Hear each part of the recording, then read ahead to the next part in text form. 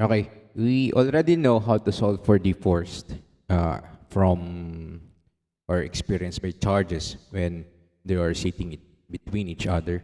It can be more than two charges. And we already started discussing electric field intensity. Electric field intensity, this is the field around a given charge. So what we did before is we used the spherical coordinate system, and we make the origin as the point or where the charge is located, a positive Q charge, or it can be a negative. If it's negative, then the direction will be towards, it's a negative AR. Then we determine what should be the field at this point, P. So if this point P is located at, because this is in spherical coordinates, R, theta, and phi. R, theta, and phi. What will be the electric field at this point?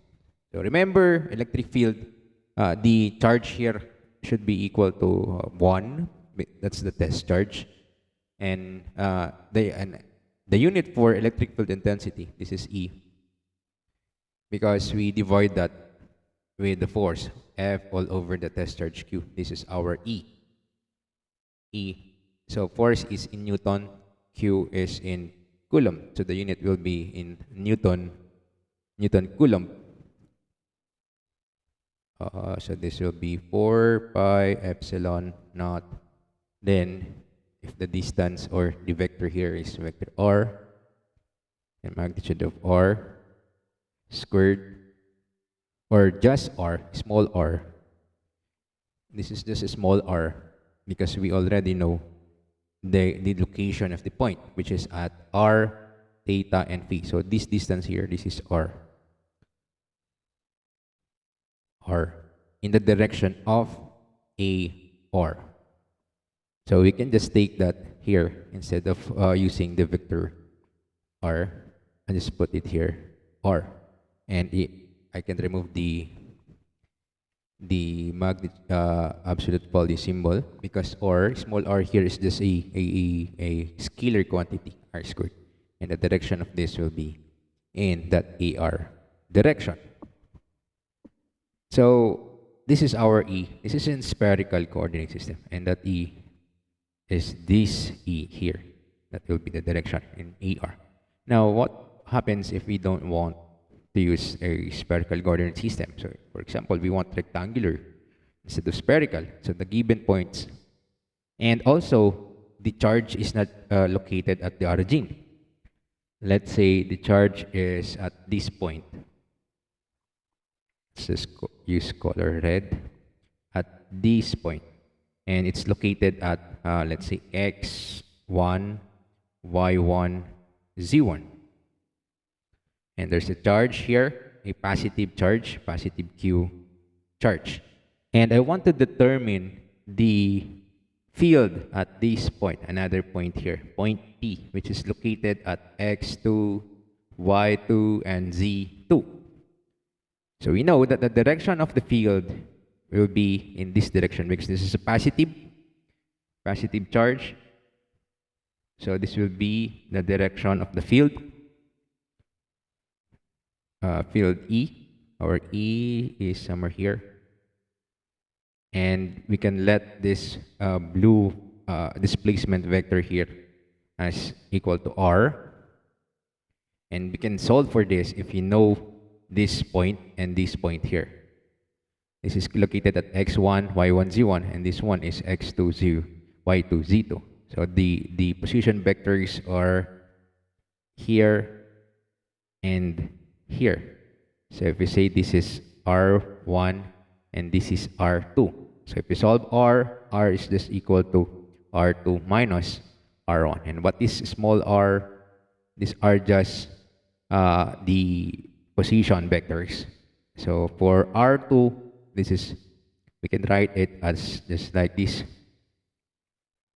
The x component of R2 is x2, the y component is y2, or we can just write it in component form.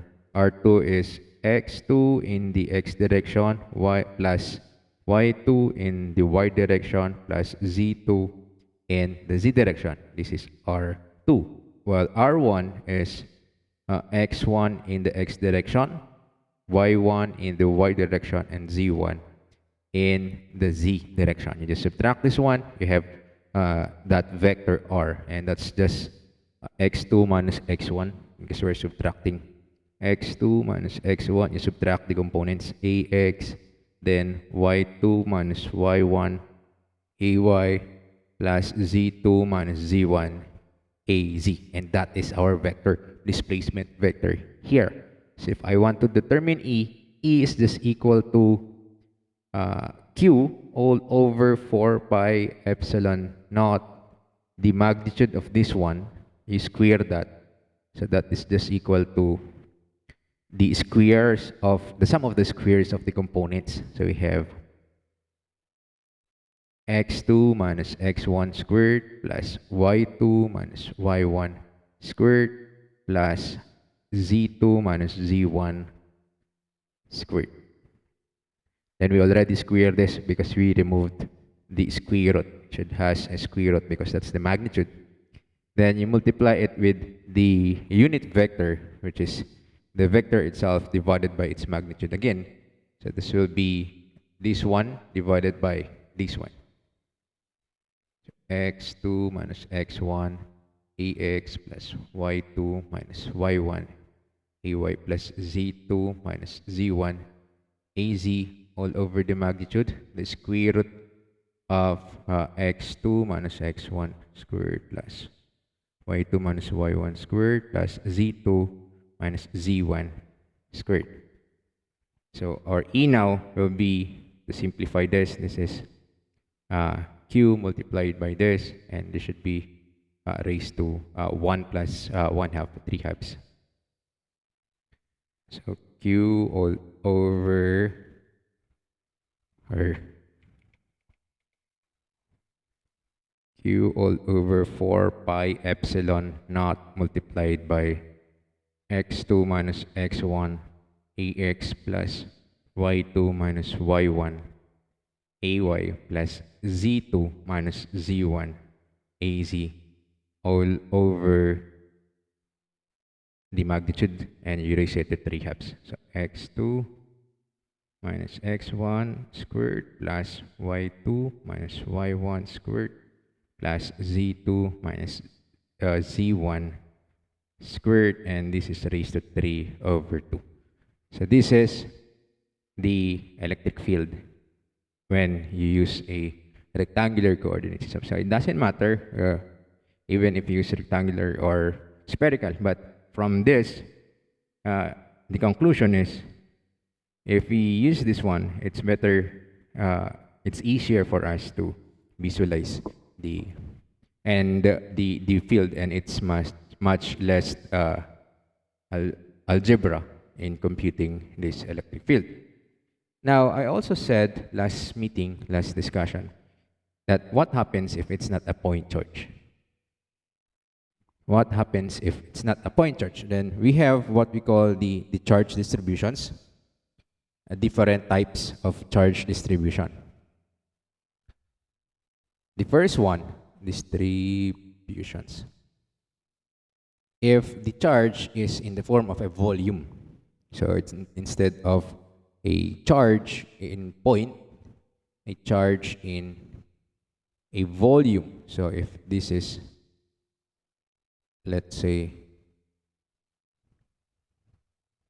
a volume of charge, this is a volume of charge with a density. So it's a given density. If the density of this, we call it rho v. What is rho v? This is the volume density, volume charge density. How much charge for a given volume? Density. And from that definition, we know density is just, because this is a volume charge density. So this is in coulomb per cubic meter, because this is a volume. And from that, we can say that rho v is just equal to the ratio between the charge and the volume. Any ratio of the charge and the volume. So if the charge is very, very small, we can just make it dq, then divide it with the differential volume also, because that is what we will be doing here. We will take a chunk, a very, very small volume, a differential volume here. This will be a differential charge dq for this differential volume, and we will determine the field at this point P. So what will be the field at this point? So due to this dq, so the field will be, so this will be our r position or the displacement vector, and the field due to that dq is also, because that is a very, very small volume, so the result is also a differential electric field. It's also a very, very small electric field. Then what we do is we do it again. We repeat. We cut this whole volume into pieces, into a differential charges, very, very small charges. Then we solve individually the contribution of those charges, just like what we did in the previous discussion. We can apply superposition. Then after that, after determining the contribution of each, we add them all. So here, because these are all differential charges, so the result is a differential electric field. And if we want to add them all, we just use the integral calculus. Remember the meaning of integral calculus? It's just the summation of all summations. And so if we solve for DE now, DE will be equal to what? It will be equal to the charge dq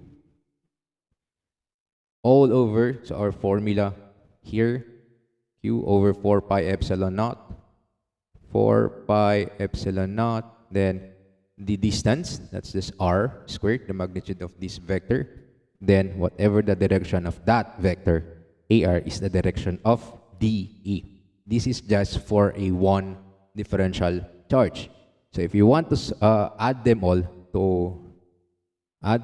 you just take the integral. And E now will be equal to this integral here. So this will be a volume integral.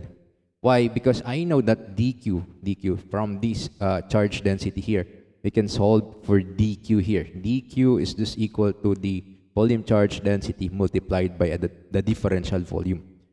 So this will be a volume integral, and the numerator will be rho v times dv all over 4 pi epsilon naught, the magnitude of r in the direction of r. And this will be the general formula for a volume charge. So what is dv? dv can be determined in, we did this in the previous chapter 1. It depends on what coordinate system are you using. So if it is in rectangular coordinate system, we derive dv from that. It's a spherical, it's a different differential volume. So it depends on the coordinate system. While rho b, this is usually given, it's a charge density. And these vectors are the displacement vectors. So this is a volume charge. This is a volume of charge. A volume charge. So if we have a volume of charge, what happens if it's not a volume? Another one, charge distribution, we call it the sheet charge. A sheet of charge. So if it's a sheet charge, this is a differential, or this is a surface area. A surface area, it's a plane or it's a thin surface area. So if I draw example, this one is the sheet charge here. So this is a sheet charge. So again, we need a density that that represents this sheet of charge. But this time, instead of a volume charge density, the density of this, we call it rho s. This is the surface charge density. Surface charge density. It's a surface area. And again, this is a density with respect to that surface area. So the unit for this will be, it's a charge of coulomb per square meter, because it's an area. And from that, we can derive the formula because Coulomb dq, area ds, or the differential surface area. And if we solve for dq, from this, dq is just equal to rho s ds. And again, we will be needing a differential here, a differential charge dq. And if I want to determine the field at this point P, first I need to determine the effect of this differential charge here. And that will be the direction. And this is again R. And the result is a differential electric field. And just like before, just like what we did here, the differential E will be just equal to, it's the same formula here, dq all over 4 pi epsilon naught, the magnitude of dot r squared and the direction of dot r. And if we add them all, we take the integral, so the E will be equal to the integral, a volume integral. But this time, our dq is not rho v dv, but it's a rho s ds. It's not a volume integral. This is a surface integral. So this should be rho s ds all over 4 pi epsilon naught r squared a r. And this is a double integral. Unlike the first one, the volume, this is a triple integral because we know dB is three derivatives here. Here we have, for the differential surface area, it's just 2 derivative. And it depends again on the type of coordinate system that we used. And the last one, we can also make a charge in a line charge. So for a line charge, it can be distributed over a curve of line. It can be a curve of line or a straight line, any line. If this is a curve of line, this is a line L. Then if I want to determine the field at this point, here, point P. So what I do is, I'll cut this, I'll take a differential charge again, then measure the effect of this at this point, and this will be again a differential E, dE. And this is our R. It's the same formula that we used here. You can just copy this one because this is a differential Q. The only difference is the density, because this time this is not an area. So the density here is a rho L. This is the line charge density. Line charge density. And the unit for this will be Coulomb per meter. So the formula for line charge density is this rho L equals dq over dl. Or dq will be equal to rho L dl. And our E now will be equal to this one, rho, the integral, a line integral, rho L dl all over 4 pi epsilon naught, the magnitude of r squared a r. And this is the electric field at that point P. So these are the three charge distributions. And if these three, we also have standard charge distribution or configurations that we usually use. Standards. And we can derive them using the concept from these different charge distributions. So what are the standard configurations? The first one is, we already know that the point charge, that is a standard configuration, the point charge. And if it's a point charge, we can use the best coordinate system that you can use is the spherical coordinate system. Because if it's a spherical coordinate system and you put that charge, positive charge here, then you have point here, then you have an E going into that direction. That E, again, is just equal to Q all over 4 pi epsilon naught r squared. Because this is in spherical, this can be just r, small r, because this is the small r. in the direction AR. R squared AR. So this is a point charge. This is only true if the charge is in this configuration, this formula. But what happens if we have, instead of a point charge, we have an infinite line charge? Infinite line charge. So it's not a point charge, but it's an infinite line charge. So it's not exactly infinite, because when can we say that the line charge is infinite? For example, this is the line charge, and this is my point P. This is where I want to determine the field. So if you compare this distance here from here, and the total length of this line charge, if, let's call this one the total length L, and this one R, if L is much greater than R, so we can say that this L is an infinite line charge, because it's much greater than R. R is becoming negligible compared to that length. But in reality, if you zoom out, this is not an infinite line charge. We can only say if it is infinite line charge if the distance is much lesser than the total length. So what will happen to the formula for an infinite line charge? So to derive the formula for an infinite line charge, we can use the cylindrical coordinate system. Cylindrical. You can use other coordinate system, but to derive the formula, it's better to use the cylindrical. And if we have a line charge, we can put the line charge at the z-axis. Here at the z-axis. If this is our line charge, it's going towards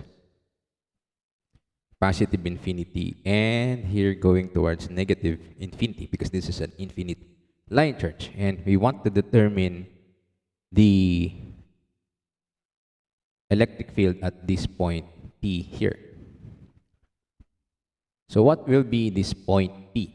So how do we solve that, or what will be the electric field at point P if this is an infinite line charge? So remember, the length of that line charge is much greater than this distance here. So if this is in a cylindrical coordinate system, what will be the distance between that point and the z-axis? We know that that's just equal to rho. That's just equal to the radius of the cylinder. So that distance is just equal to rho. From this point to this point, this is just rho. Then what we do is we get a differential length at this point here, dq, and solve for the differential E somewhere here, dE. And we can call this our vector R. That's the displacement vector. And now,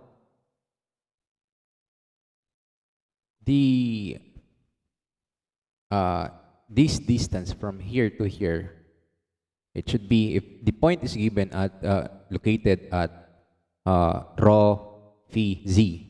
So z will be this distance from this one up to this point. But to simplify our calculation, we can just choose a point that is along the xy plane, so that our z will be the total z, that's a positive z. We don't need to subtract the coordinate of that point P here. So the coordinate here is rho, phi, and z. This is z. So if we want to determine this length, because this length is a component of vector R, it has two components, going downward and going outward here. This will be equal to the total minus that. So to simplify the solution, we can just make our point at the xy plane. So I can adjust this one and make this one my x and this one my y. then this point is at the xy plane. So meaning your z here is equal to 0. So that this z here, this distance now is we can just call that z.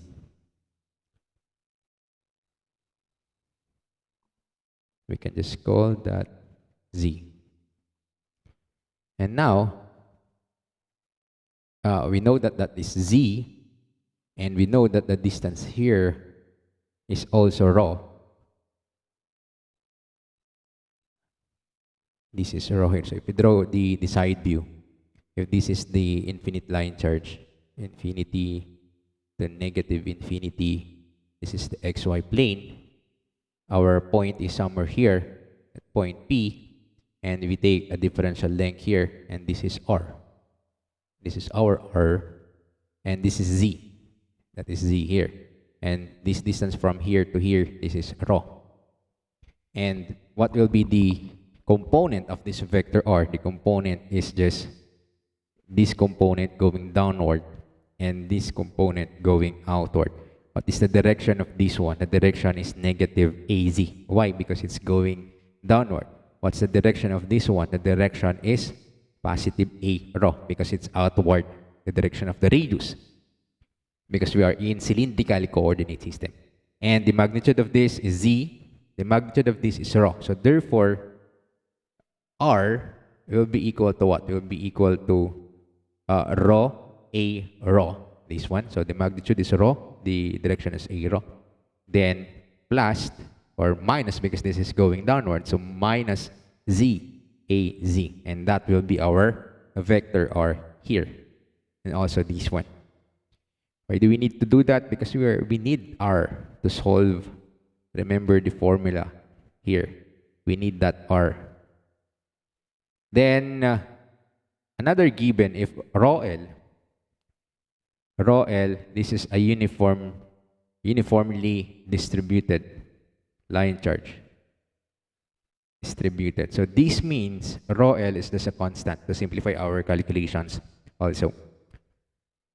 And if it's constant, then later on when we are integrating, we can just move that out in the integral. So we can now solve for E at this point. So E now will be equal to the formula for the line charge. Let me just copy this.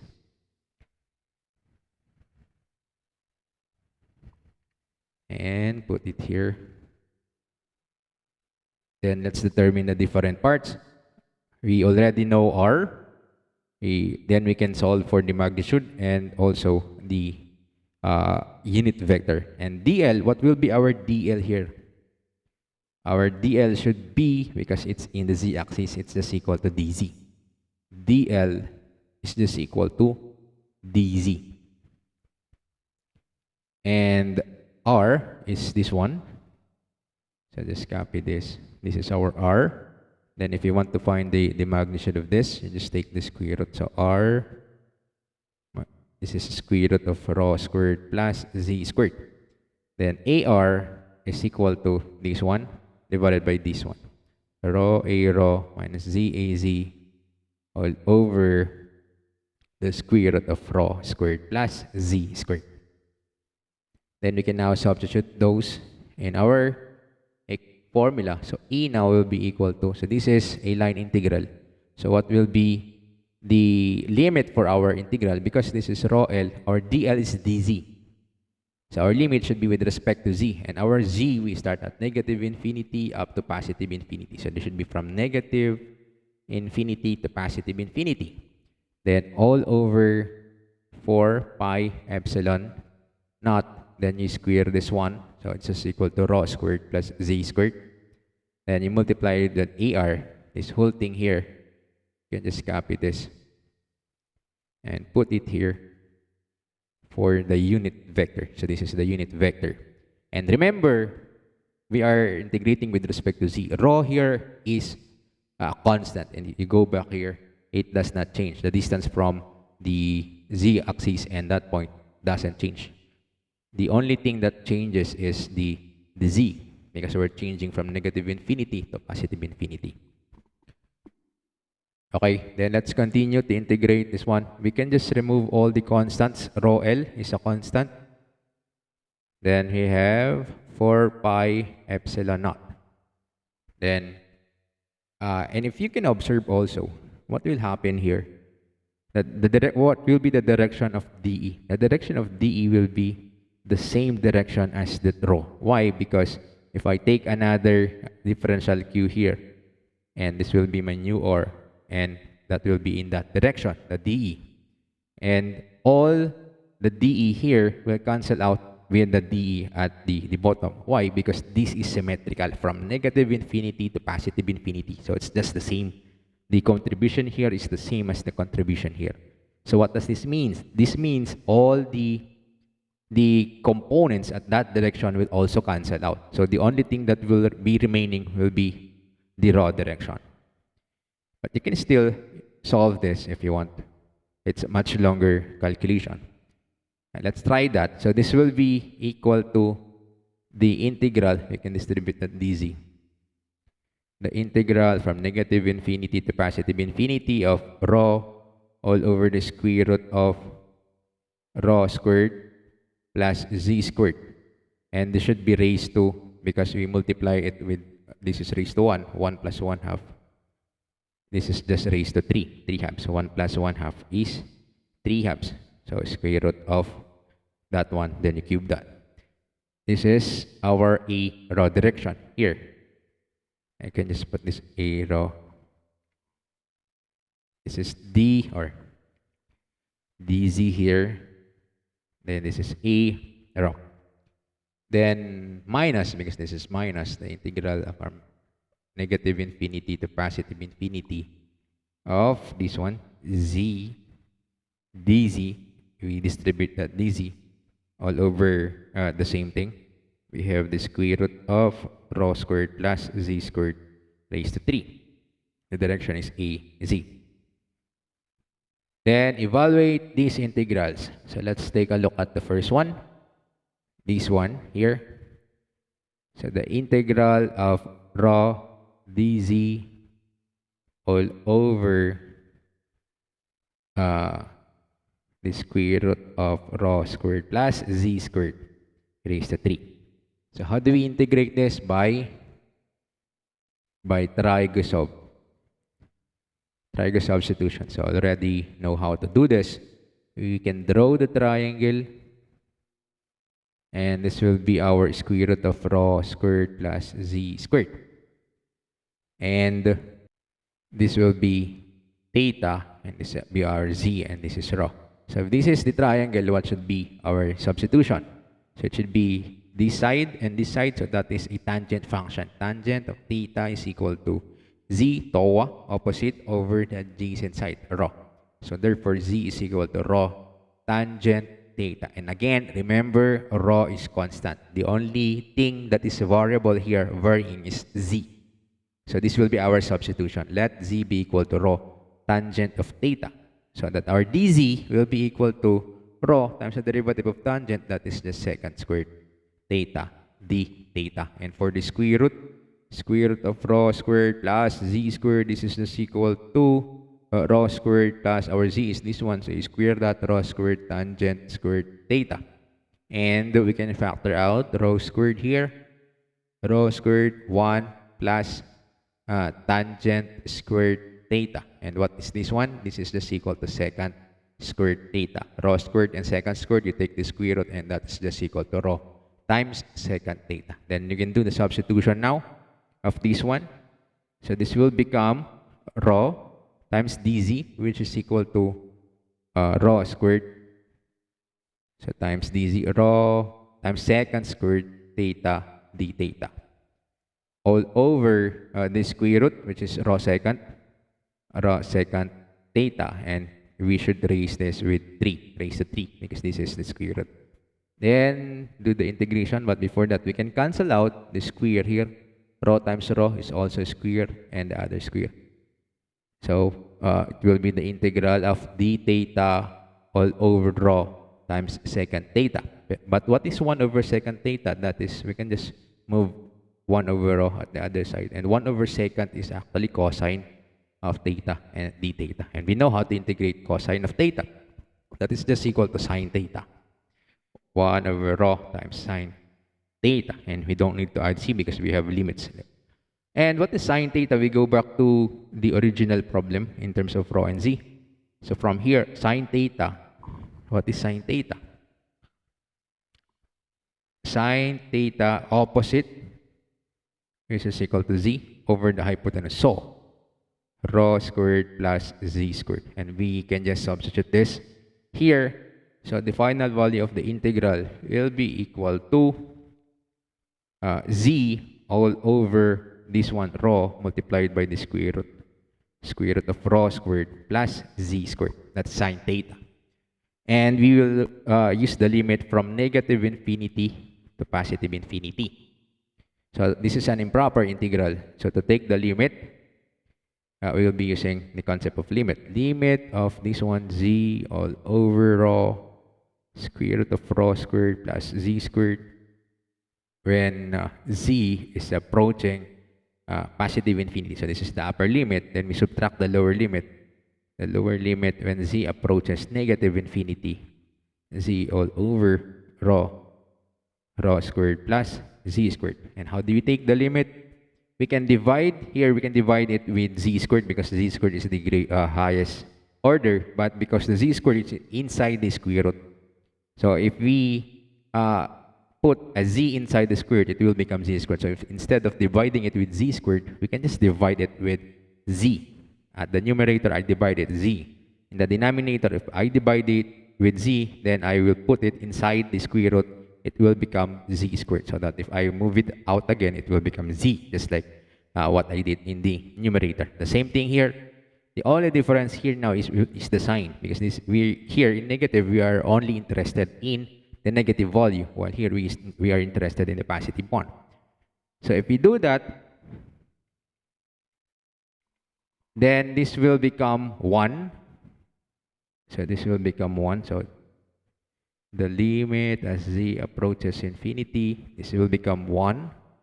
This is rho. Then inside is we have rho squared all over z squared, and we have z squared over z squared is 1. And when z approaches infinity, this term here will become 0. It will become 0. And what will happen? It will become square root of 1. 0 plus 1 is 1.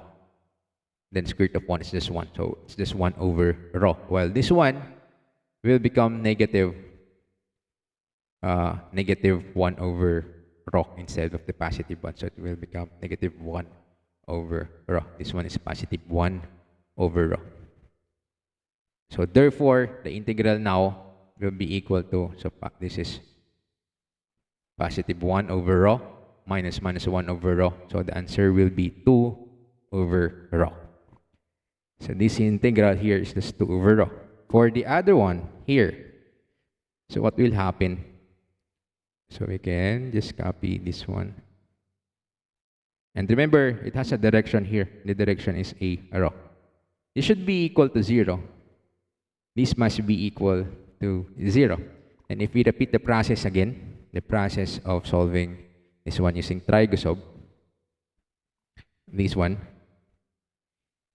then what will be our triangle? It's the same triangle. This is theta, the square root of rho squared plus z squared. Then you have here z, and this one is rho. So you can just copy our substitution here. Or I can just directly do the substitution. So this will be equal to the integral of our z is, here z is rho tangent theta. Rho tangent theta. Then we have dz is rho secant squared. So times rho secant squared theta d theta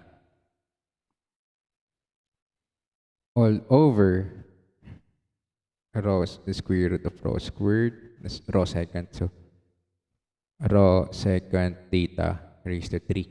We can cancel out that, cancel this, and cancel that. So we have tangent theta all over secant theta. Then 1 over rho d theta. What is tangent theta? This is sine over cosine. What is secant? This is 1 over cosine. So cosine will cancel out. This is just equal to sine theta. And the integral of sine theta is just equal to negative cosine theta. And what is cosine theta from here? Cosine theta is the adjacent side rho all over this one. And we have rho here, so it will cancel out. So it's just equal to 1, negative 1 over the square root of rho squared plus z squared. Then we apply the limit negative infinity to positive infinity. Then if we take the limit at positive infinity, we don't have any z at the numerator. So if we divide that with z, 1 over infinity will become 0. So this will 1 over 0 also. 1 over infinity is 0. So this will become 0, negative 0. For the negative infinity is also 0. So the answer here should be equal to 0. So this means this term is just equal to 0 here. So our final answer now, our final answer for this one, you can just copy this one.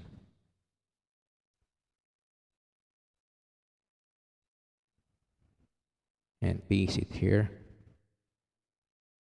Rho L times the first one, 2 rho. We have 2 over rho in the direction of A rho. This one. Here, we integrate this. The answer is 2 over rho. Then for this one, this is just equal to 0. So and then minus 0 in the direction of the z. So the final now value for the electric field. So we can divide these 2 and 4. So E now will be equal to rho L all over 2 divided by 4 is 2 pi times rho times epsilon naught. And this is in the rho direction, A rho. So this is the formula for an infinite line charge, where rho here is the distance. It's the radius of the cylinder. It's the distance from the point and the line charge. So this is infinite line charge. So we have 1 and 2. For the last one, number 3, we don't have infinite volume charge, but we have infinite plane charge. Infinite plane charge. And the best coordinate system that we can use to solve this infinite plane charge is again the cylindrical coordinate system. We can put that plane charge at the xy plane. So if this is our coordinate system in cylindrical, our xy plane is somewhere here. So if I draw the plane charge somewhere here, this is the plane charge, and it's going towards that direction, in the rho direction, and so on, towards infinity. These are or going towards infinity, because this is an infinite line charge or plane charge. So infinity, infinity. Now, what you want is to solve for the field at this point, point P. And if this point P is located at somewhere above that plane, or we can just make it at the z-axis. So let's say it's in the exactly on the z-axis. The coordinate is 0, 0, z. So this distance here until the origin or the plane is just z. So what we do is we take again a differential charge here, dq, then we solve for the dE. So our dE is in this direction. So what will be the dE? We need to solve for, this is a position or the displacement vector r. And again, there are two components for our vector. We have the component going upward, and that is z, going upward. The distance is z, the magnitude is z, and the direction is az. And this one from here to here, that's what is that direction from this one? We know that this direction is a rho. It's going outward, and this is rho. So that direction will be negative a rho. So these are the components. We have this one component, and we have another component going upward. So this component here is just negative rho A rho. Why negative? Because it's going toward the origin. Positive, it's going outward. Then this one, it's going upward, so positive Z in the direction of AZ. So therefore, our R will be equal to negative rho in the direction of A rho plus the other components, it's going upward, that is Z, AZ. That is our R. And we can directly solve our E now using the formula.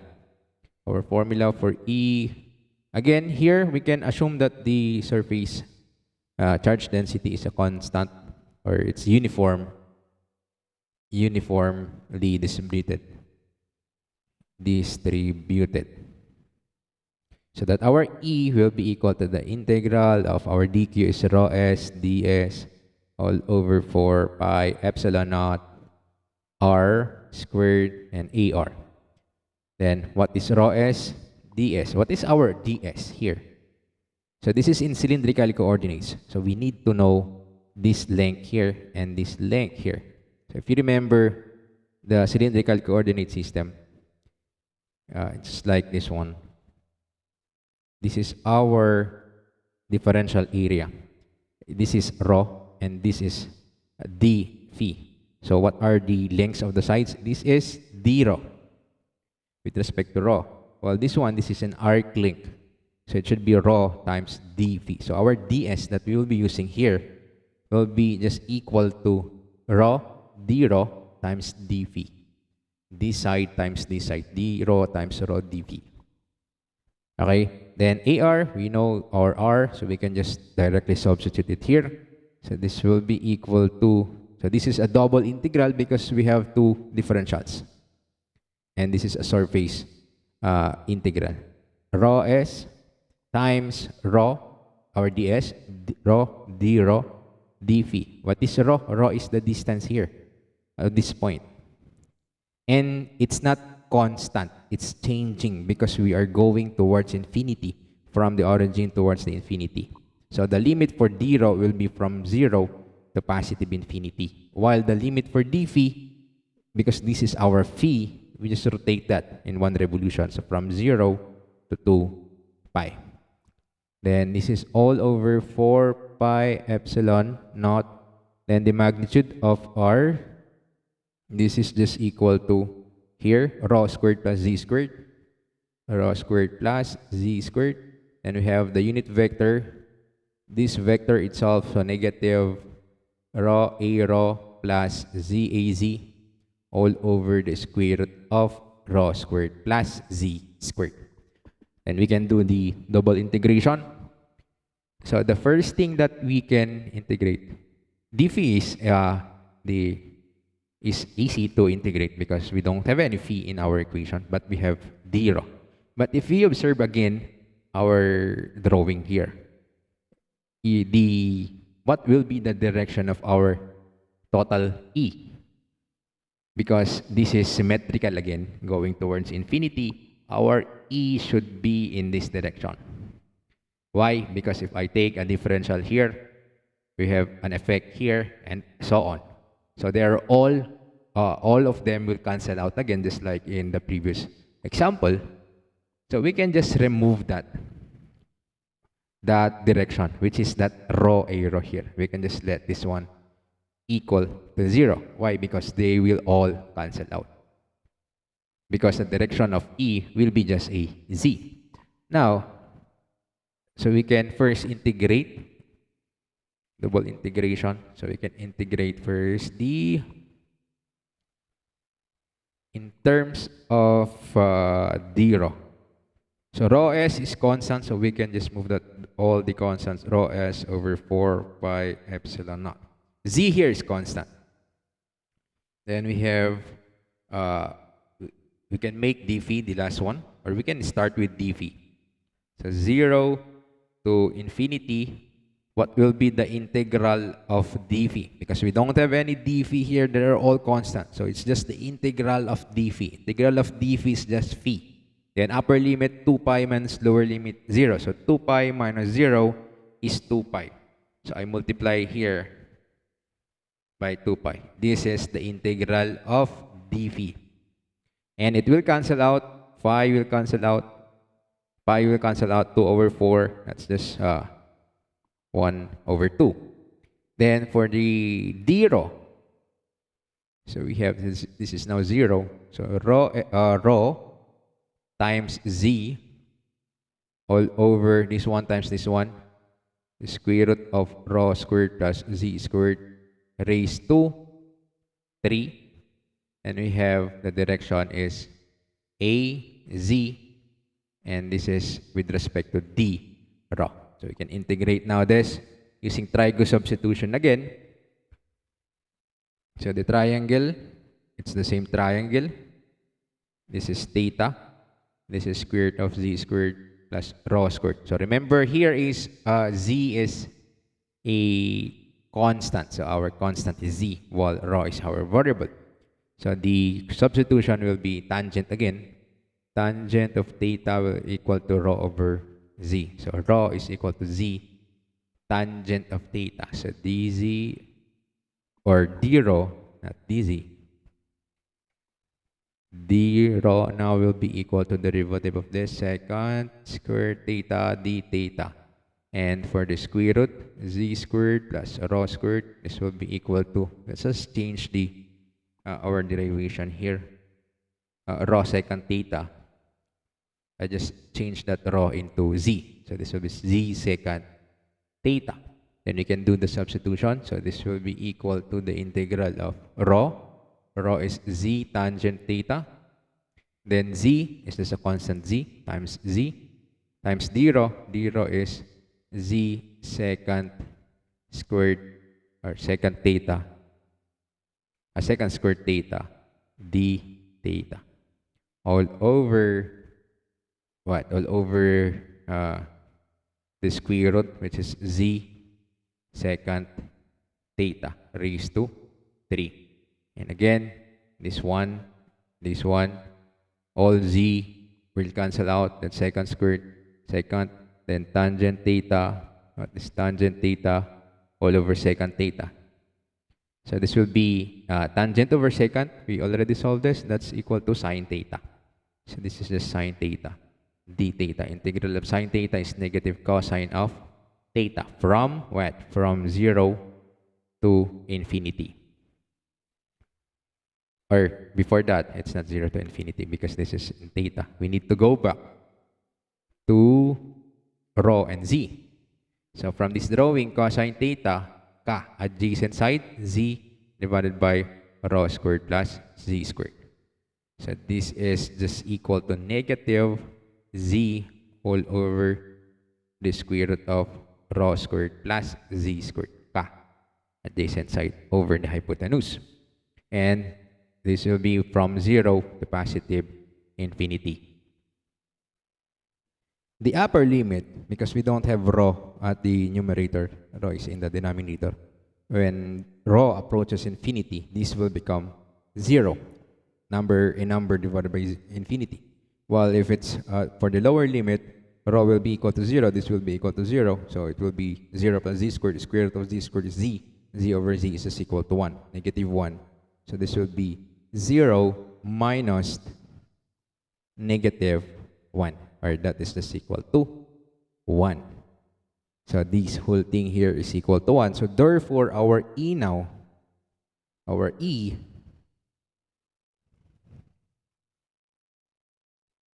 is just equal to, our E is just equal to